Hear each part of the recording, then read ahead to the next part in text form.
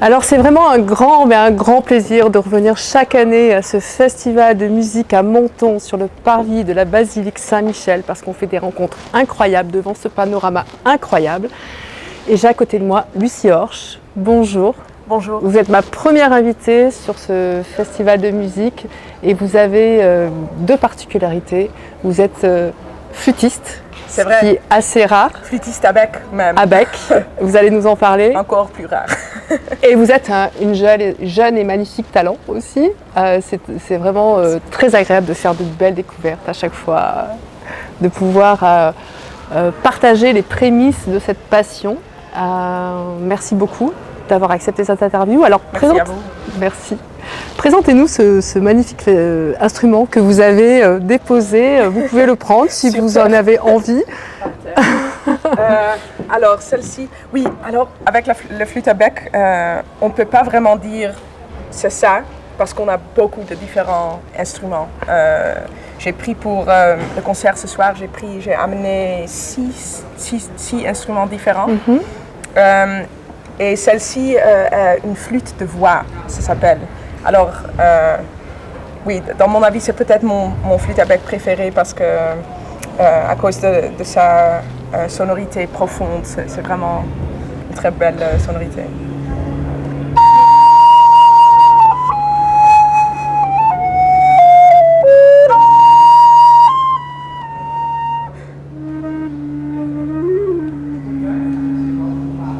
J'espère que le micro... Ça va aller. Ça va aller. Je ne veux pas vous embêter tout le long de cette interview avec l'instrument, mais en tout cas, c'était important de pouvoir voir oui, bien sûr, oui. avec proximité cet instrument. Si vous voulez, je vous envoie pour le reposer. C'est comme vous voulez. Oui. Comme vous voulez. Je vais le garder. Ok, comme vous voulez. Je peux vous mettre à l'aise. Donc vous êtes habitué à le garder, pourquoi? Parce que vous avez l'impression de jouer. De jouer. Oui, ça c'est bien d'avoir quelque chose dans la main. Et je suis habituée à jouer des concerts et toujours avoir un instrument dans ma main. Oui. D'accord. Depuis quel âge? Depuis 5 ans. J'avais 5 ans quand depuis l'âge de 5 ans, d'accord. Oui, avec des courses de flûte à bec. Et j'ai aussi toujours chanté dans un chœur. Oui. Alors, la combinaison de chant et flûte à bec. En fait, moi, je pense que mon instrument a une façon très directe, presque aussi directe comme la voix humaine. Là, c'est le prolongement de la voix, donc peut-être oui, aussi. Pour moi, oui, ça se sent comme ça, oui. Qu'est-ce qui vous a donné envie de jouer de cet instrument? C'est quelque chose que vous avez découvert à l'école? Comment ça s'est passé? Oui, à l'école, heureusement pas avec toute la classe, tout le monde. On n'était pas obligé d'apprendre le flûte à bec comme beaucoup de gens étaient. Mais j'ai vraiment découvert pour moi-même. Mais il y avait 2 filles dans mon école qui jouaient la flûte à bec et ça m'a donné l'idée que je voulais apprendre cet instrument. Et j'ai dit à mes parents, je veux apprendre la flûte à bec et mes parents avaient pensé que peut-être ça durait quelques années et puis peut-être un autre instrument, mais en fait la flûte à bec a beaucoup plus de possibilités qu'on peut l'imaginer. Qu'on peut imaginer, exactement. Oui. Alors justement, oui, effectivement, le nombre de flûtistes n'est pas encore très positionné dans tous les différents festivals. Aujourd'hui, on est au Festival de Menton, on a vraiment de la chance de vous avoir parce qu'on peut découvrir cet instrument et puis vous aussi. Je suis super heureuse d'être ici, alors oui. Et j'ai regardé le programme, c'est un programme complètement éclectique en fait que vous allez jouer ce soir. Oui. Ça va vraiment montrer la versatilité de mon instrument. Il y a de la musique irlandaise. Oui, il y a du piazzolla. Oui, aussi le tango, le jazz même à la fin. Oui. Et du Bartók aussi. Alors beaucoup de la musique qui a été influencée par la musique traditionnelle.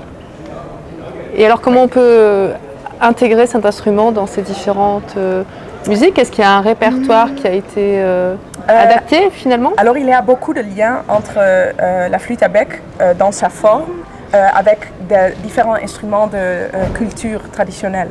Il y a un instrument qui ressemble à la flûte à bec dans toutes les différentes cultures. Alors je pense que mon instrument se prête vraiment très bien pour jouer la musique traditionnelle. Cet instrument, comment vous l'êtes-vous approprié? Comment j'ai... Approprié, comment vous l'avez... How do I make it my own? Or... Oui, exactement. Alors, c'est un processus, mais j'adore ce que j'ai déjà parlé, la façon directe. Le prolongement de la voix. Et aussi, quand on joue sur un instrument plus grand, on sent les vibrations de l'air avec le bois. C'est vraiment presque comme l'instrument est vivante. Alors, ça m'inspire beaucoup. Et justement, comment vous arrivez à faire partager cet instrument, cette passion? J'imagine que c'est une passion d'abord. Comment vous arrivez à faire partager cette passion et ces répertoires que vous réadaptez à un public qui peut-être un peu comment puis-je dire, je trouve pas mon mot, mince, qui puisse hésitant, hésitant, ne pas être habitué à écouter ce genre de répertoire. Oui, alors je pense qu'en fait la musique traditionnelle a une façon très universelle, je pense. Et je pense que c'est plus facile d'écouter cette musique-là que par exemple le Bach. Mais dans la musique de Bach, tous les mouvements de danse sont influencés par la musique traditionnelle aussi. Alors il y a beaucoup de liens entre la musique qui est considérée comme sophistiquée. On peut dire en français? Oui, on peut dire ça. Sophistiquée et la musique traditionnelle. Je pense que le lien il n'y a pas de, there's no real hard line between it. Limite, oui. Il y a beaucoup de connexions entre les deux. Alors j'espère que les gens vont être invités de se laisser libre un peu. Et écouter. Laisser aller. Laisser aller. Vous êtes une jeune artiste, je crois que vous avez 24 ans. C'est pas grave, hein.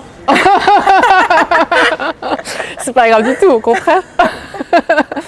Comment vous vivez cette vie en tant que jeune femme, vous êtes née en Hollande aussi, à Amsterdam exactement. Oui, jeune femme, ça va. Voilà, donc comment vous habitez encore à Amsterdam? Comment vous arrivez à pouvoir faire cet équilibre-là justement entre tous ces horizons? Alors je pense que c'est toujours difficile. C'est une chose qui est toujours un processus aussi. Ça continue à me donner beaucoup de challenges. Mais le plus important, je pense, d'avoir beaucoup d'inspiration pour ce qu'on fait. Et moi, je suis heureuse d'avoir un job, un boulot que j'adore de faire pour la plupart. Alors, je pense que ça aide beaucoup. Et ça me donne beaucoup d'énergie aussi. De jouer de la musique, ça, c'est une chose qui me donne plus que je dois donner. Oui, vous recevez plus que vous dépensez en termes d'énergie, c'est ça? Exactement, oui. C'est cela? Ça se sent comme ça, oui. Et lorsque vous êtes dans des endroits comme ça, ici par exemple, ça vous donne de l'énergie encore plus? Oui, absolument. Je dois penser au le crise Corona avec le Covid. Oui. J'ai joué pour la salle vide et ça c'était vraiment une grande frustration. Frustration, oui. On reçoit pas d'énergie. Oui. Et ici ça va être the opposite. It will be oui, l'opposé, le contraire. Oui. Le contraire, exactement. Ce soir ça va être le contraire. Je vais prendre toute l'inspiration du public. Et de la mer. Et de la mer, et de la vue. Et cet endroit splendide, oui. Oui. Vous êtes sensible justement au côté minéral? Minéral, minéral, pierre, nature. Comment on dit ça? The older I get, le plus je deviens plus âgée. Oui. Je sens plus spirituelle, je pense. D'accord. When I was a child, quand j'étais enfant, j'étais très rationnelle. Oui. Mais maintenant, je fais le yoga et je suis un peu plus... alors, je crois plus à les choses comme énergie ou les cristaux ou les minérales. Vous êtes plus spirituel. Oui, un peu plus. Plus dans la sagesse. Oui. On a besoin de ça, je pense aussi. Une chose de... yes, I think we need in life to have something that is maybe not touchable, some kind of faith. Il y a faith or belief or imagination aussi. Ce sont toutes les choses qu'on ne peut pas voir, qu'on peut pas ressentir. Oui. Qu'on peut ressentir. Exactement, c'est ça, oui. Oui. Et alors cette musique-là, c'est quand même une musique sensible. Oui. Vous la percevez comment? Alors ça dépend au style, bien sûr. Je pense avec le Piazzolla, c'est toujours la chose d'énergie. Aussi avec les autres musiciens sur scène, on peut vraiment réagir et avoir beaucoup d'énergie, de sentir l'incentive d'autres musiciens. Oui, la sensibilité d'autres musiciens. Oui. Oui. C'est une connexion en fait. C'est une connexion entre les musiciens et aussi entre le public. Et, oui. Alors justement, parlez-nous de cet ensemble, l'ensemble Fuse. Fuse, pardon. Oui, Fuse ou Fuse, oui. Vous êtes nombreux sur scène, vous êtes plusieurs musiciens. Ils sont en 6, avec 6 musiciens, quintette de cordes et percussion aussi. D'accord. Mais c'est une structure qui donne beaucoup de possibilités différentes en couleurs de son.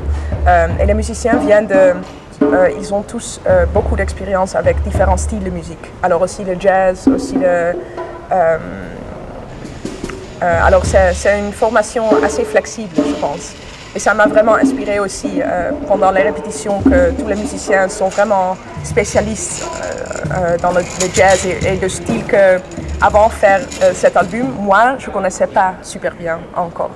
D'accord. Et donc c'est vous qui êtes allés les chercher, c'est eux qui sont venus vous chercher? Comment ça s'est fait? Je les ai invités de faire un tour ensemble et on a aussi enregistré 2 tracks, 2 chansons, on dit pas, 2 morceaux de mon album, les 2 morceaux jazz. Mais maintenant on fait beaucoup plus de seulement le jazz ce soir. C'est ce qui vous répertorie, le jazz plus, ou vous êtes plus...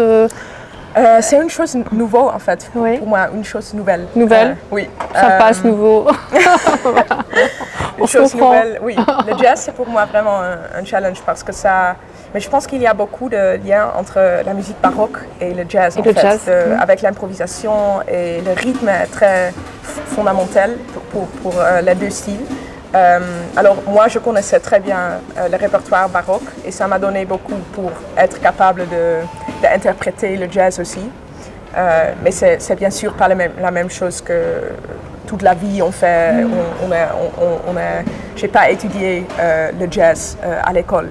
J'ai toujours écouté beaucoup de jazz, de la musique de jazz. J'ai toujours été une fan de ça. Mais de jouer moi-même, je n'avais pas imaginé que ce serait possible sur la flûte à bec. C'est un défi que vous avez souhaité passer, une envie que vous avez souhaité passer justement pour montrer que la flûte finalement c'est un instrument où tout est possible? Oui, c'est toujours encore, les gens ont beaucoup d'a priori, préjudices. Oui, a priori, c'est ça. Négatif souvent. Mais c'est pour ça que je pense aussi ça donne un espace de liberté, je pense, pour moi, parce que je peux les surprendre avec quelque chose que les gens ne connaissent pas peut-être encore. Et vous avez appris à parler français comment? Parce que vous en sortez bien. Je suis en train d'apprendre de plus, mais j'ai commencé à l'école, bien sûr, avec le son, et après en vacances avec... mes parents ont beaucoup d'amis français, alors je comprends assez bien, mais parler c'est une chose nouvelle aussi pour moi, parce que oui, je me sens pas du tout à l'aise encore avec parler On vous comprend bien quand même. Hein. Ok. Bravo quand même. Quels sont les musiciens qui vous ont inspiré tout au long de votre enfance, adolescence? Trop nombreux. Trop nombreux. Pour nommer, vraiment. Aussi, beaucoup de musiciens de jazz. Ella Fitzgerald, j'adore. Louis Armstrong. Des chanteuses comme Lorraine Hunt Lieberson, Cecilia Bartoli. D'accord. Oui, c'est vraiment très éclectique. Et aussi des pianistes, parce que je suis aussi pianiste. D'accord. Chief, Maria Joao Pires. Oui, la liste continue à grandir. À grandir au fur et à mesure de vos découvertes. Après Menton, vous allez dans d'autres lieux? On a fait un tour l'année dernière avec ce programme. Alors, pour cet été, c'est notre seul concert avec ce programme-ci. Alors, c'est extra spécial de le faire ici parce que c'est pour nous vraiment super de le faire encore et de revisiter la musique qu'on connaît déjà très bien, mais on va chercher de nouvelles inspirations ce soir. Merci beaucoup, Lucie. Merci beaucoup. Merci à vous.